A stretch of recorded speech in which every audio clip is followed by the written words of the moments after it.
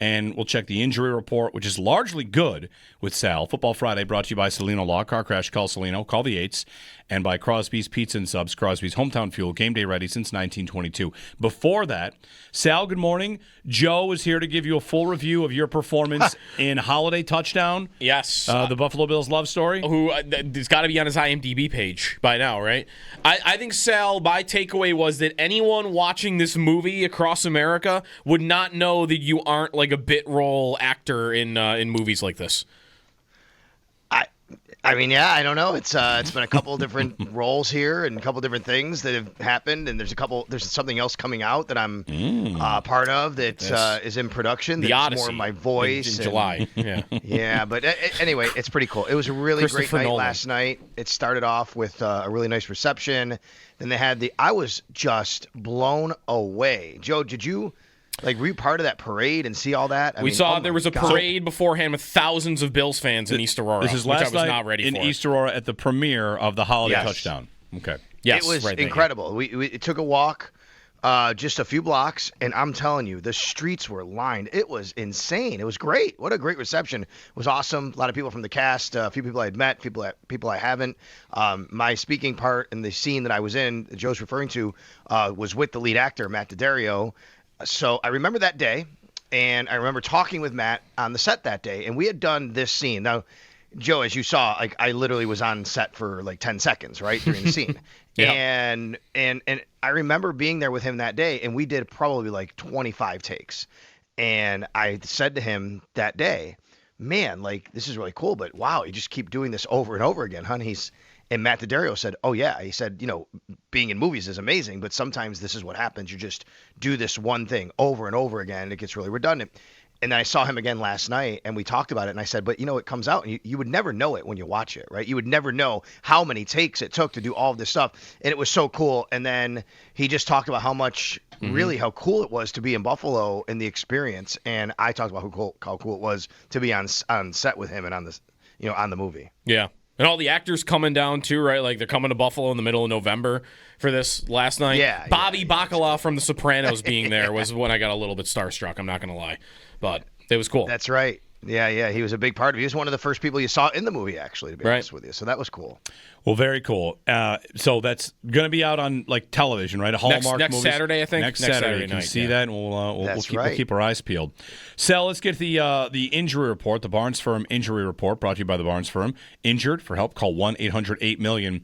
Now, if you're a Bills fan and you were to just search Bills injury report, you would see a very, very long list of players on it. However, if you were allowed to just delete full participants, it would be very short, right? It's not a bad injury report really at all at this point. No, that's right. Real quick before I get into that, I didn't get to the main part. So, Joe, what was the review? Was it good? Did I do okay? I didn't for your role? No, you did a great job. You did a great job. Thank you. Yeah. Just wanted to make sure. I will tell you, because at one point there was one of the producers, one of the takes was because he said I looked into the camera. I didn't mean to. Like Jim Halpert style? Looked into the camera? You know what I mean? So yeah, you can't exactly. So you can't do that when you're in a movie, right? So it was pretty cool. So thank you. I appreciate that. All right, so the injury report is lengthy as far as names. You're right about that, guys. But when you're talking about only 2 DNPs, but one of them is very important, obviously, Dalton Kincaid, and the other is Fedarian Mathis, a defensive tackle. And then you have only 2 limited guys, actually, and that's Cam Lewis and Khalil Shakir. And I would say even those might be a little different, only because Shakir is in a red non-contact jersey. He has been for 2 days, and he's dealing with 2 injuries, an ankle and ribs, which explains probably more of the red non-contact. You don't want to, hit him in the ribs or something during practice and bump into him. He's dealing with that. Cam Lewis is dealing with a calf injury. Other than that, lots of guys who are getting some sort of treatment, lots of guys who were limited on Wednesday, so therefore must be listed as the week goes on, but went back to full participants. All right. So that's good news. I guess the one we're going to be holding our breath on up until game time might be Khalil Shakir, who is the ankle and ribs and whatever, a limited participant for Shakir. So Taron Johnson is back to full. Really, it's Shakir and Cam Lewis. That's it, huh? Okay, yeah, and I would say because of Shakir, I do think there's some really interesting decisions that, we don't know what his situation is, what their plan is right now. But let's just say he's dealing with, the ribs enough where they feel, you know what? He can play, but we really might not want him to return punts, right? Is that a straight up switch with Brandon Codrington? He's active, then who's inactive? Is it Mecole Hardman comes up from the practice squad and suddenly gets immediate action, who can help in the receiver game, returns punts? That also impacts maybe what happens with Gabe Davis's status this week, because I think, and I thought all week, Gabe Davis would probably be playing, but if you do have to have an extra guy active because of Shakir's situation, well, are you going to call up both Gabe Davis and Mecole Hardman? Most likely not. I don't mean two receivers. I mean, what are you going to do there? It just doesn't seem like that would be the case. So I just think there's a lot of things that have to be considered here around the roster now. So what's interesting then, though, Sal, is like if Hardman were to play and give them something in the return game that they've been searching for, then he probably just stays in, unless you think Shakir is going to start returning kicks or something. Like Hardman could earn a spot, I think, week to week here. And if that happens, like how does Davis ever get in? Like it would have to be that somebody that's regularly in the game day lineup is going to have to come out, whether that is Samuel or Elijah Moore. Because I can't imagine they're not going to ever want to get a look at Davis. I agree. I would lean more towards Davis being first on the pecking order to join the receiver corps. I just think that Shakir's injury puts that more in the window. But the biggest reason, Joe, is because they do have Brandon Codrington just sitting there who hasn't been active. He's on the roster. It's not like you have to add a guy to him. You don't have to call him up. You just make him active. And that could happen. Then who does become inactive? But you could do that with Brandon Codrington. I mean, right now, when you look at the wide receiver core, and what if Shakir can't play too? I mean, Josh Palmer's coming back, which is good news. But if Shakir can't play, you're down to 5 receivers, which they can do. But you're also without Dalton Kincaid, right? So you probably want the insurance too. Gabe Davis probably matters here from the receiver standpoint. Obviously, where Mecole Hardman would matter more from the return standpoint. But you have Codrington there. I just think there's a lot of things.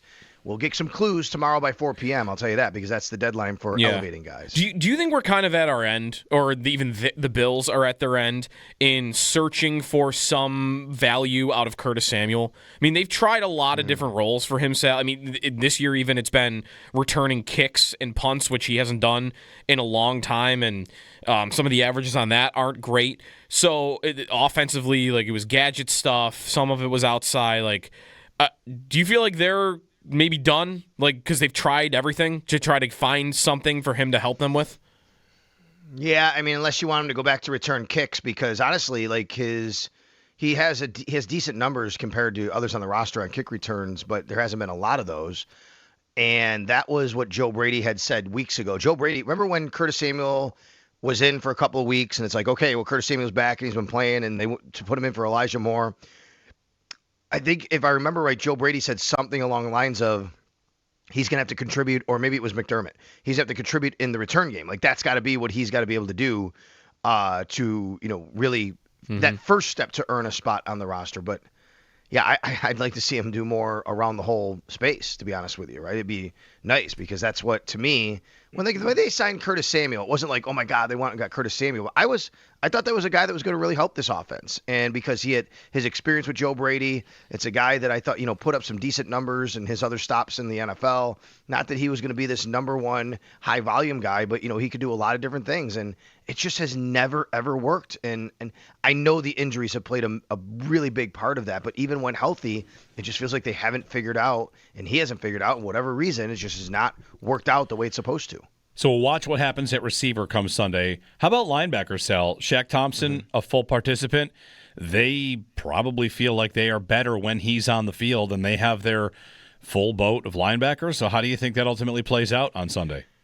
Yeah, and I think there's a really important piece here, which is, I agree with you, Jeremy, but I think it's because Terrel Bernard has clearly been dealing with the ankle injury this year, right? I mean, now, and you can say that because he's on the injury report. But when you watch Terrel Bernard play, he's just not the same player that we've seen play. Now, he also is a smaller linebacker. We know that. And he can get a little bit swallowed up in the run game, especially when you have injuries to the defensive line that are not as impactful up front. They're not being as impactful, so therefore offensive linemen are getting a little bit more on top of the linebackers, right? All of those things matter for sure. But he is still dealing with the injury. He's still on the injury report this week. He was limited on Wednesday, full on Thursday. When he was in Carolina, when they did not have him active in Carolina, I shouldn't say active. He was active. He didn't play. And we were told at the end of the game or even before the game, he'll go on an emergency basis.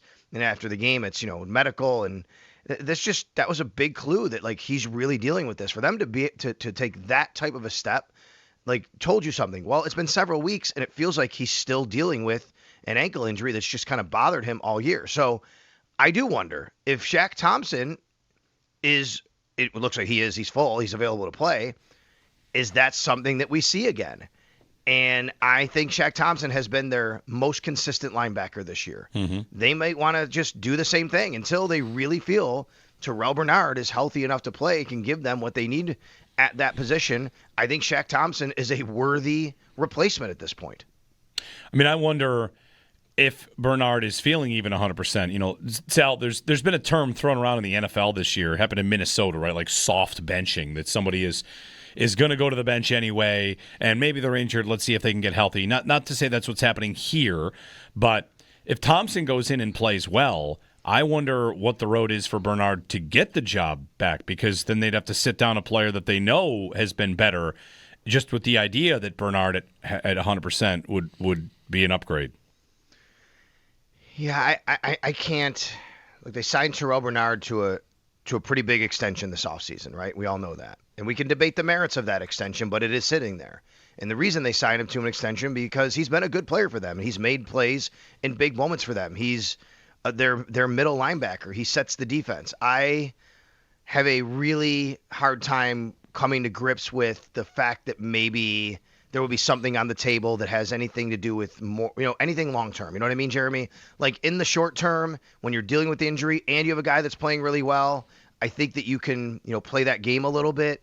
But I don't know. I think going forward, I think the plan is for him to still be the middle linebacker when he's fully healthy, and to not even have to have that discussion, and to have Shaq Thompson as a very available linebacker to play base defense and fill in for those roles. But in the meantime, I don't think there's any denying that Shaq Thompson's played well when he's been in there. He's also been injured, by the way. Yeah.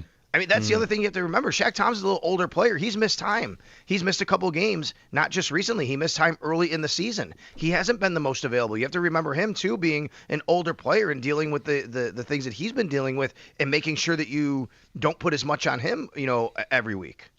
While we're on linebacker, how do you think it's going for Milano this year? It's been a tougher year for him. Been a tougher year for sure, I think, because of the same reasons we're talking about. I think two things have happened here. A few things. Matt's getting older, and he's dealt with injury, right? And that's definitely something that has impacted him. I think that's number one. Number two is what I said about the D-line. This is a system, Joe, where it relies on defensive linemen to make sure that they're doing enough up front. And it's not like you have to control your gap all the time, but you're doing enough up front to allow those linebackers to fly around a little bit. These are not Milano and Bernard are not as much downhill linebackers as they are sideline to sideline guys, athletic, who make plays, who get through holes. And that's been Matt's calling card in his career, right? How did Matt get through that spot? And we do, oh my God, how did he knife through there? How did he do that? And I don't think they've been able to do that as much this year because of what's happening up front. And then the other part is, I think this is the same thing with safety. When the guy next to you is also not 100% and not having the season, I think that impacts you. And I think that's what happened at safety when we saw Cole Bishop and Taylor Rapp and how they pieced that together. And I think that happens at linebacker too with Bernard and Milano and where they both are. It's like when one of those players is not as strong, I think it really greatly impacts the other player next to him because of the way the system works. Yeah. Sal Capaccio on the Western Hotline ahead of the Bills and Bucs. We're also tracking the Bucs injury report, Sal, where Bucky Irving and Chris Godwin both limited, so we might see them back. I should check the latest on that. Were they full participants? No, they were limited again yesterday. Limited again, just making sure. And I still feel, excuse me, it would be a bit aggressive, I guess, Jeremy, to think that, and it's possible, that either of them could play. I think that Irving would be the more likely guy to play if one of them were to play.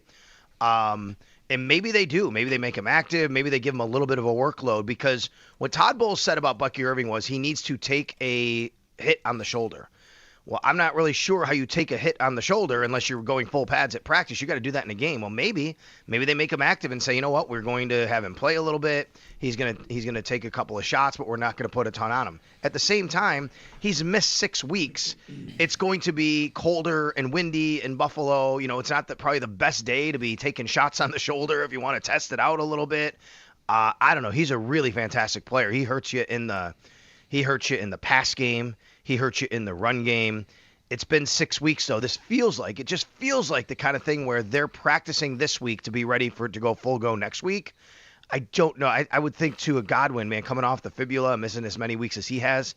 Same thing in Buffalo, colder, might become more of a run game. You got to block a little bit. I just think that's going to be a little bit tougher, but you never know. They have been limited for a couple of days here. You also have a team that's a game and a half lead in a division that's not really challenging them much right now. And if they were in a different spot, maybe they'd be more aggressive. I wonder if that plays into we don't need to rush these guys in because we're looking really good at where we are in the standings right now.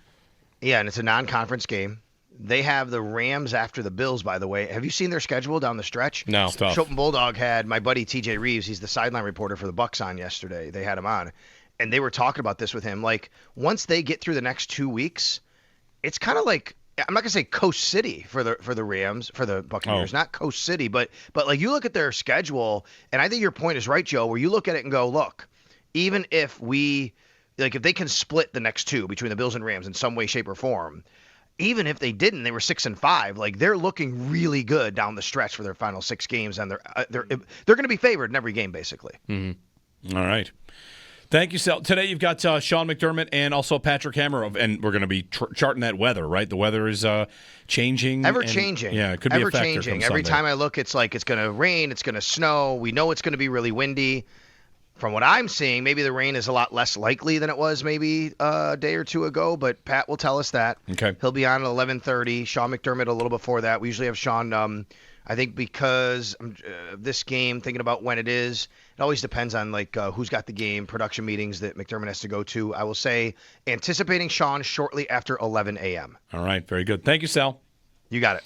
Sal Capaccio on the Western Hotline.